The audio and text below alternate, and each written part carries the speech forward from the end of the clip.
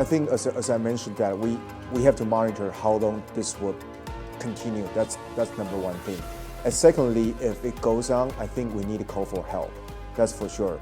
And I think we need to understand that if Xi Jinping and Biden, they reach a deal, and the deal is about letting China sort of do their own venting and then letting out the anger, and has China gone too far?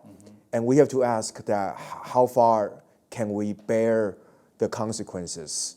And I think it's a time that we wake up to the fact that the aftermath and the consequences that we have to face. You know, after all this glory of the Pelosi's visits, I think it's pretty clear that what is Taiwan left to gain, and what is the people of Taiwan have to cope with. And also, let's not forget that there are 2 million Taiwanese people doing business and living in China. And we've heard stories about Taiwanese businessmen are now worried that their business will be undermined and will be used as a scapegoat by mainland China. And will our government have the channel to negotiate, any sort of resolution from this? That's something that we are all very worried about. And the tech sector is worried about, commercial business sector are all very worried about. Yeah.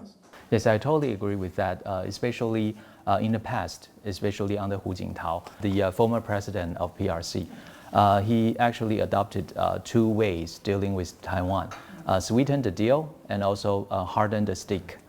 But after Pelosi's visit, I'm afraid that maybe in the future, we would see more harden the stick ways dealing with Taiwan, but less sweeten the deal part.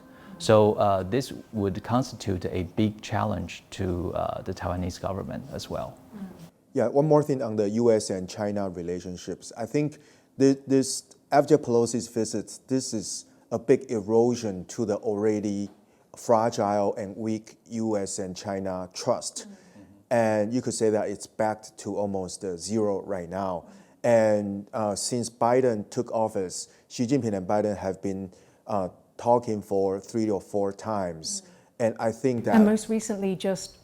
prior to the Pelosi's visit. Yeah. So any goodwill from there, you think, has been destroyed? Has been completely destroyed. I think this is a pivotal moment of the U.S.-China relations.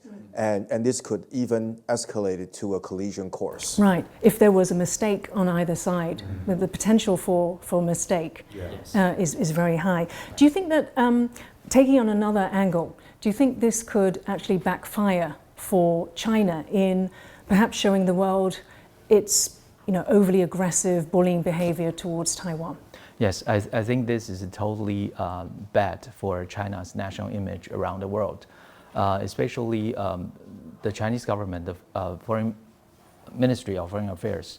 They just announced they are going to conduct certain kind of sanction against Speaker Pelosi herself. So I think this is a big moving backward for U.S.-China relations.